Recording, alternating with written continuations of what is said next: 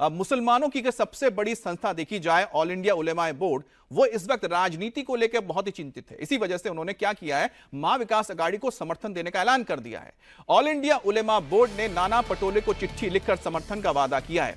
उलेमा board के members ने नाना पटोले को, साथ ही साथ पृथ्वीराज चव्हाण को, शरद पवार और जयंत पाटिल से मुलाकात की थी और इस मुलाकात के बाद महाविकास अघाड़ी को सपोर्ट की चिट्ठी जारी कर दी है। हालांकि इस चिट्ठी में उलेमा बोर्ड की तरफ से महाविकास अघाड़ी की सरकार बनने पर दंगे के आरोप में गिरफ्तार मुसलमानों नौजवानों को रिहाई, भड़काऊ बयान देने वाले मौलाना सलमान अजहरी को छोड़ने, इमाम और मौलाना को 15,000 रुपए की सैलरी, वक्फ बिल को वापस लेने, मुसलमानों को आरक्षण देने और आरएसएस पर प्रतिबंध जैसी 17 मांगे रखी हैं। यानी कि बिना शर्त के समर्थन नहीं है, हम आपको वोट देंगे तो उसके बदले में क्या लेंगे, उसकी पूरी लिस्ट है। नाना पटोले ने भी उलेमा बोर्ड की चिट्ठी को देखा, उसके बाद लिखकर वादा किया कि महाविकास अघाड़ी की सरकार बनी तो मुसलमानों की सारी मांगे पूरी होंगी। और ऑल इंडिया उलेमा बोर्ड महाराष्ट्र के चेयरमैन नायाब अंसारी ने कहा है कि कांग्रेस और शरद पवार की पार्टी ने जुबान दी है कि वो उनकी मांगों को पूरा करेंगे, इसलिए महाराष्ट्र के मुसलमान महाविकास अघाड़ी को पूरा सपोर्ट करते हैं। संविधान की हिफाजत की लड़ाई है, तो परेशानियां हमारे सामने हैं। महाराष्ट्र प्रदेश कांग्रेस कमेटी के रियासती सदर नाना पटोले, पृथ्वीराज चौहान, साबिक वजीर आला और दीगर सीनियर कायदीन के साथ हमारे रियासती सदर और जनरल सेक्रेटरी की रास्त मुलाकात हुई थी बंबई में, और उसमें तफसीली गुफ्तगू के बाद उन्होंने हमें मकतूब दिया है और हम इस यकीन के साथ आगे बढ़ रहे हैं कि उन पर वो जरूर तवज्जो देंगे। के साथ साथ हमें राष्ट्रवादी कांग्रेस पार्टी शरद पवार की जानिब से भी एक तहरीरी मकतूब इसी तरह का हमें मिला है। तो ऑल इंडिया उलेमा बोर्ड के अलावा मराठी मुस्लिम सेवा संघ नाम के संगठन ने भी एमवीए के समर्थन को लेकर अपना ऐलान कर दिया है। मुस्लिम संगठन मराठी मुस्लिम सेवा संघ ने मुसलमानों से महाविकास अघाड़ी को समर्थन देने वोट करने के लिए पैम्पलेट भी बांटे हैं। अब इस पैम्पलेट में बीजेपी को मुस्लिम विरोधी बताकर महाविकास अघाड़ी को वोट देने की गुंजाइश की गई है। अब ये जो गुजारिश की गई है, बीजेपी के नेता किरीट सोमैया ने इसकी शिकायत चुनाव आयोग में कर दी है। पुलिस से एफआईआर दर्ज करने की मांग हुई है।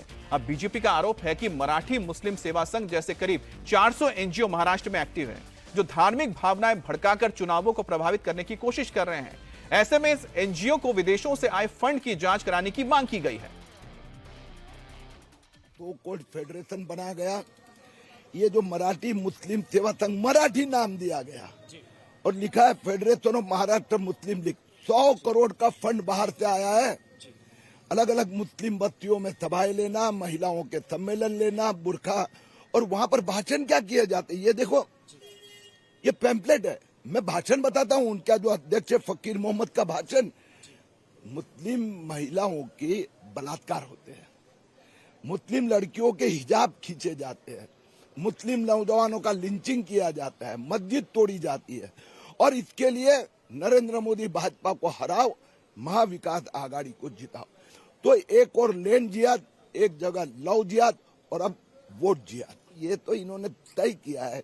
मुस्लिमों में 100% मतदान और 100% महाविकास आघाड़ी करके भाजपा मोदी को हराए।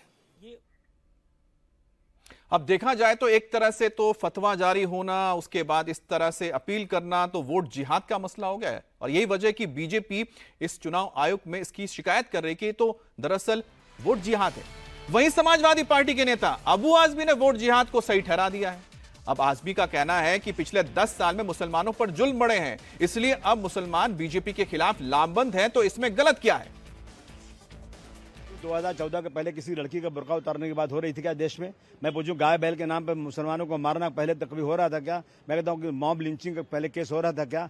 गरीब मुसलमानों को अकेले पकड़ के, दाढ़ी पकड़ के उनको कहना, नऊज बिल्ला, अफसोस होता कि अल्लाह को गाली दो, तुम अपने अल्लाह को गाली दो, तुम जय श्री राम बोलो, पेड़ में बांध कर लटका कर मारना पहले हो रहा था क्या? ये सारी चीज़ें हो रही हैं। इसलिए मैं समझता हूं कि उलमाओं को नहीं बल्कि सारे देश के जितने लोग डॉक्टर भीमराव अम्बेडकर के कानून को मानते हैं, जितने डॉक्टर भीमराव अम्बेडकर के अनुयायी हैं, वो सब के सब इनके खिलाफ काम करने वाले हैं। ये समझ लें, ये इस तरह से बुद्धू किसी को बना नहीं सकते। MEA is not Muslim league. MEA नहीं कोई मुसलमानों की अलग पार्टी है। एमईए में इसी देश के लोग जो हैं, कांग्रेस है, शरद पवार साहब हैं, उद्धव जी हैं, ये इसी देश के लोग हैं जो भारतवर्ष के रहने वाले हैं, उनको सपोर्ट दिया जा रहा है। कोई हम लोग को मुसलमानों की पार्टी नहीं मुसलमान बना रहा है। जिन लोगों ने जुल्म जाति किया वो हमसे वोट की उम्मीद कैसे कर सकते हैं? इनका कलेजा क्यों फट रहा है? वोट जिहाद नाम को किस तरह यूज करोगे आप? पैन जिहाद, लव जिहाद, वोट जिहाद, लैंड जिहाद, नॉनसेंस, ये सब चीजें करके मैं समझता हूँ कि प्राइम मिनिस्टर जैसा आदमी, होम मिनिस्टर जैसे आदमी जो देश की कुर्सी पर बैठे हुए हैं, वो इस तरह की ओछी बातें करेंगे। मैं समझता हूँ कि ये बिल्कुल उनको गवारा नहीं होता है।